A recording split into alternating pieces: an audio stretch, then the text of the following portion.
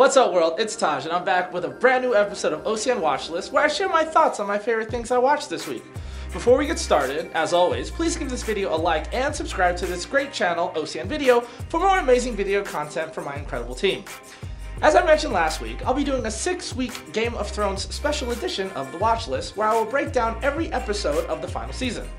So let's hop right into it. Winter is finally here, with the Season 8 premiere finally gracing us with its presence last night.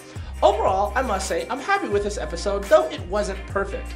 We did wait only 595 days since the end of Season 7, so expectations were extremely high going into this final season. Let's start with that new opening title sequence. Whoa! First impressions are they definitely had more budget this year, and it shows right from the start. This is arguably the most iconic show title sequence ever and has evolved over the years, and this year was no different. It was cool to see the wall has fallen, along with intricate details inside both King's Landing and, of course, Winterfell. So let's move on to the show itself. Now, the show starts with the arrival of Jon Snow, more on him later, and Daenerys' arrival to Winterfell. The reception is cold to say the least, but is as expected. The Northerners aren't too fond of Southern outsiders, especially Targaryens when you consider what Dany's father, the Mad King, did to the Starks. Anyways, there's a ton of throwbacks to Season 1, especially the pilot, and this episode was full of reunions that we've been waiting 8 seasons for. Jon and Arya, Jon and Bran, Dany meeting family, Arya and Gendry, Arya and the Hound, and more. There are a lot of meetings that needed to happen, and I'm glad they finally decided to do this in the first episode. We need to keep the story moving.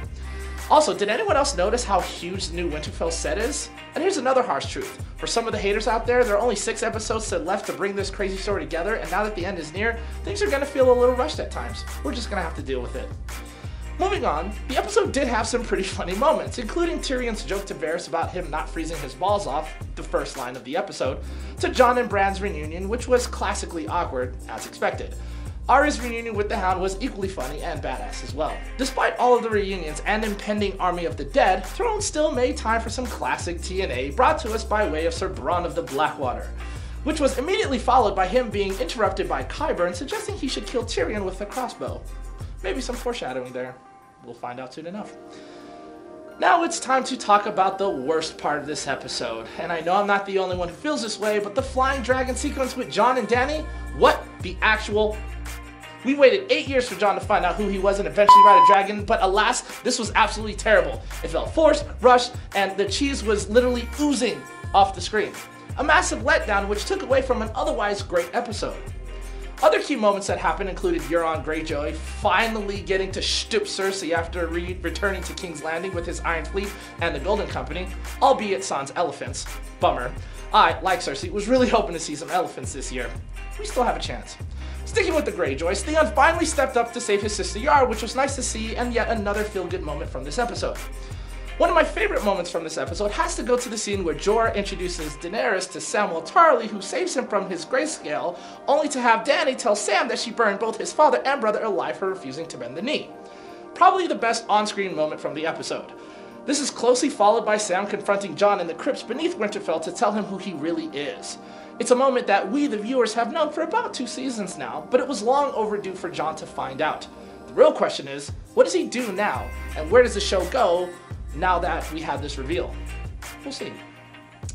With this being the final season, and everything coming down to the fight between the living and the dead, I was a little shocked and disappointed we didn't see the army of the dead themselves. We do see the Umber Boy nailed to a wall with the same creepy pattern of bodies surrounding him as a reminder that death marches on us all, but that was it. It was fine, albeit a little anticlimactic. Lastly, this episode ends with Jaime Lannister arriving to Winterfell with who else but Bran Stark sitting in the courtyard in his wheelchair waiting for him. A lot has happened since he shoved him out of that window all the way back in episode 1 of season 1. So that about covers most of the highlights and some of the low points from the season 8 premiere. Mostly as expected, as a setup and a recap episode with some nice reunions and stage setting. The cheesy scenes kinda killed it for me personally, but I am excited to see where the story goes from here now that we've addressed all of the formalities.